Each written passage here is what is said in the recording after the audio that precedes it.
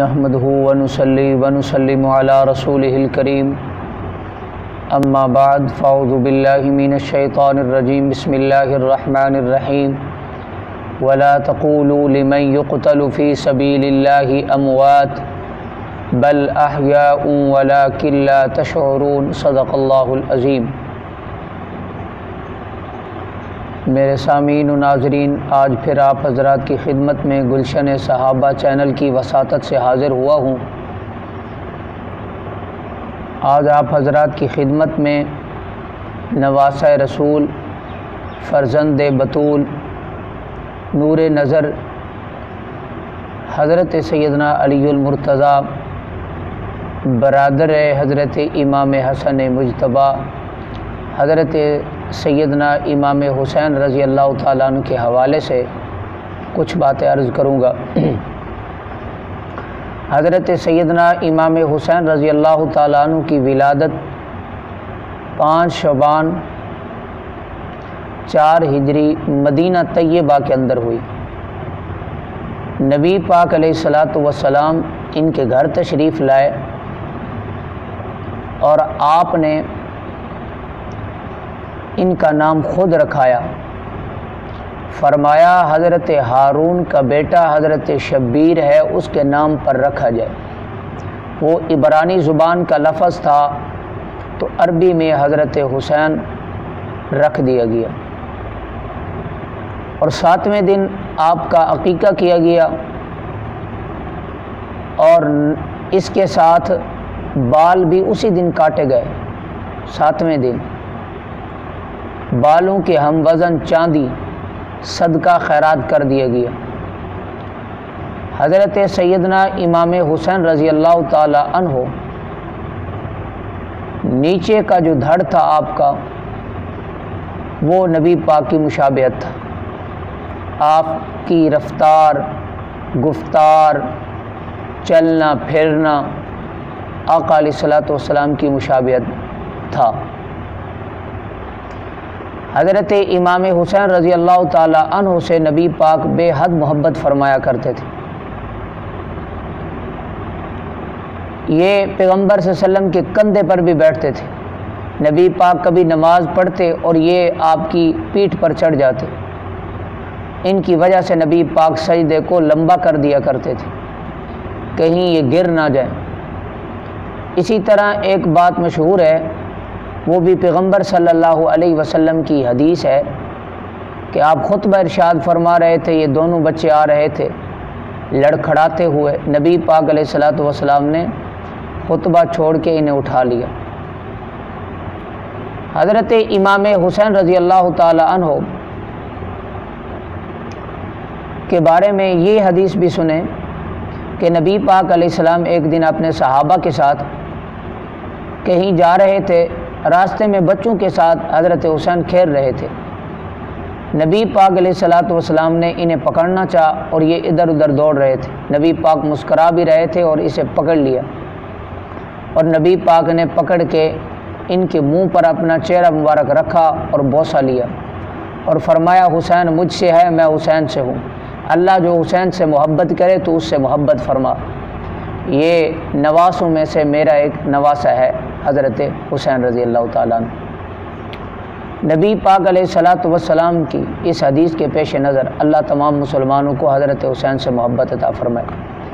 حضرت حسین رضی اللہ تعالیٰ عنہ کی اس وقت عمر جب نبی پاک کی وفات ہوئی کتنی تھی؟ تقریباً 6 سال تھی۔ نبی پاک علیہ الصلوۃ والسلام کے بعد حضرت ابو بکر خلیفہ بنے، ان کے ساتھ بھی اچھا تعلق رہا۔ ایک جگہ فتح ہوئی، مقام ہرہ یا ہیرا، یہ 2 الفاظ ہیں، تو حضرت خالد بن ولید رضی اللہ تعالیٰ کے ہاتھوں مسلمان گئے تھے، فتح ہو گئی، وہاں سے کچھ مال غنیمت آیا، تیلستان کی چادریں بھی آئی ہوئی تھی، حضرت ابو بکر نے حضرت امام حسین کو بھجوائی۔ اسی طرح حضرت عمر رضی اللہ عنہ کے دور کے اندر بھی حضرت عمر کے ساتھ بھی اچھا تعلق رہا۔ حضرت عمر آپ سے فرمایا کرتے تھے آپ ہمیں ملنے نہیں آتے، آپ نے فرمایا ٹھیک ہے آئندہ آؤں گا۔ ایک دن ملنے کے لیے گئے، حضرت عمر رضی اللہ تعالیٰ عنہ محو گفتگو تھے اندر کمرے کے اندر کسی کے ساتھ، تو دروازے پر عمر کا بیٹا عبداللہ کھڑا ہوا تھا، تو حضرت حسین رضی اللہ تعالیٰ نے پوچھا آپ کیوں کھڑے ہیں؟ کہا اجازت نہیں مل رہی۔ تو حضرت حسین نے سمجھا جب بیٹے کو اجازت نہیں مل رہی تو میں کیسے جاؤں گا، حضرت واپس چلے گئے۔ بعد میں حضرت عمر سے ملاقات ہوئی، حضرت عمر نے پھر وہی سوال دہرایا آتے نہیں ہو ملنے کے لیے؟ آپ نے فرمایا ملنے آتا ہوں، لیکن میں ایک دن آیا تھا آپ کا بیٹا باہر کھڑا تھا، میں نے کہا اگر اس کو اجازت نہیں ملی مجھے کیسے ملے گی؟ آپ نے فرمایا اس کا معاملہ الگ ہے، تیرا معاملہ الگ ہے، وہ تو میرا بیٹا ہے اور میرا ہی خون ہے، اور آپ تو اللہ کے پیغمبر کا خون ہے، نبی پاک کے بیٹے ہیں، آپ کے قدموں کی وجہ سے ہمیں ساری عزت ملی ہے۔ حضرت سیدنا عثمان غنی رضی اللہ تعالیٰ عنہ کے ساتھ بھی اچھا تعلق رہا۔ اس کی یہ مثال ہے کہ حضرت عثمان غنی رضی اللہ تعالیٰ عنہ پر جب حملہ ہو رہا تھا بلوائیوں کی طرف سے، اس وقت محافظ حضرت حسن اور حسین کھڑے تھے، زخمی بھی ہوئے تھے۔ حضرت علی رضی اللہ تعالیٰ عنہ پھر خلیفہ بنے، وہ تو اپنے باپ کے ساتھ بھی اچھا تعلق اور رویہ اختیار کرتے تھے اور آپ کے شانہ بشانہ چلتے تھے۔ پھر حضرت امام حسن مجتبی خلیفہ بنے، آپ اپنے بھائی کے ہر دکھ سکھ کے ساتھی تھے۔ حضرت امام حسن رضی اللہ تعالی عنہ کے ساتھ مل جل کر رہتے تھے۔ امام حسن مجتبی نے حضرت امیر معاویہ کے ہاتھ پہ سن 41 ہجری کو بیعت کی تو آپ نے بھی بیعت کی۔ حضرت امام حسن مجتبی رضی اللہ تعالیٰ کی شہادت کے بعد حضرت امام حسین رضی اللہ تعالیٰ کو کسی نے کہا آپ حضرت معاویہ سے بیعت توڑ دیں، آپ نے فرمایا نہیں توڑتا، کیونکہ عہد کر چکا ہوں، پیغمبر کا خون ہوں، عہد نہیں توڑ سکتا، اور نہ توڑنے کی وجہ بھی کوئی نہیں، کیوں توڑوں؟ حضرت سیدنا امیر معاویہ رضی اللہ تعالی عنہ تحفے تحائف بھیجا کرتے تھے، آپ قبول فرمایا کرتے تھے۔ جب ان کے ہاں آپ جایا کرتے تھے، حضرت امیر معاویہ اپنی مسند سے کھڑے ہو جایا کرتے تھے اور اپنے مسند پہ انہیں بٹھایا کرتے، خود ہاتھ باندھ کر کھڑے ہوتے۔ حضرت سیدنا امیر معاویہ کی وفات کے بعد حضرت امام حسین رضی اللہ تعالیٰ پر کڑا امتحان آیا۔ یزید ولی عہد بنا اور آپ سے بیعت کا مطالبہ کیا اور آپ نے انکار کیا کہ آپ قرآن و سنت کے خلاف چلتے ہیں۔ اس سے ایک بات یہ سمجھ آتی ہے، حضرت معاویہ کے ہاتھ پہ اس لیے بیعت کی تھی، انہوں نے قرآن و سنت اور نظام مصطفیٰ خلافت راشدہ کو برقرار رکھا ہوا تھا، اور یزید ان سے انحراف کر رہا تھا، اس لیے حضرت امام حسین نے اس کے ہاتھ پہ بیعت نہیں کی۔ حضرت امام حسین رضی اللہ تعالی عنہ مدینہ سے نکل گئے، مکہ آ گئے، اور کوفہ کے لوگوں کو جب یہ اطلاعات ملی تو انہوں نے بھی خطوط پر خطوط لکھنا شروع کر دیے، سہانے خواب حضرت حسین کو دکھائے، اور آپ چلے گئے، ان کی باتوں میں آ گئے۔ حضرت امام حسین رضی اللہ تعالی عنہ جب گئے کوفہ کے اندر، کوفہ والے اسی طرح پرانی بدعہدی کا ثبوت دیتے ہوئے، جس طرح حضرت حسن کے ساتھ کی، جس طرح حضرت مولا علی رضی اللہ تعالیٰ کے ساتھ کی، اسی طرح حضرت کے ساتھ بھی کی، آپ کو بے یار و مددگار چھوڑ کر چلے گئے۔ حضرت حسین رضی اللہ تعالیٰ عنہ اپنے بھائیوں سمیت، بیٹوں سمیت، بھتیجوں بھانجوں سمیت کربلا کے اندر قربانی پیش کی۔ یقیناً یہ قربانی مسلمان ہمیشہ یاد رکھیں گے، اور اس کو کوئی مسلمان بھول نہیں سکتا، اسے پس پشت نہیں ڈالا جا سکتا، اس کو تاریخ کا تانا دے کے ٹھکرایا نہیں جا سکتا، اور اس کی اصل احادیث کے اندر موجود ہے۔ ہاں یہ بات ٹھیک ہے، اس واقعے کے اندر بہت سارا جھوٹ بولا گیا، لیکن یہ کہا جائے کہ سارا واقعہ غلط ہے، اور سارے واقعے کو چھوڑ دیا جائے، ایسی بات قطعاً درست نہیں۔ جو صحیح بات ثابت ہے اس کو تسلیم کرو۔ حضرت سیدنا امام حسین رضی اللہ تعالیٰ عنہ کی شہادت وہاں پر ہوئی 10 محرم الحرام سن 61 ہجری۔ آپ رضی اللہ تعالیٰ عنہ کو 33 نیزوں کے زخم تھے، 34 یا 35 تلواروں کے زخم تھے۔ شمر لعین نے آپ کا سر مبارک آپ کے جسد اقدس سے جدا کیا اور خولی کے حوالے کیا۔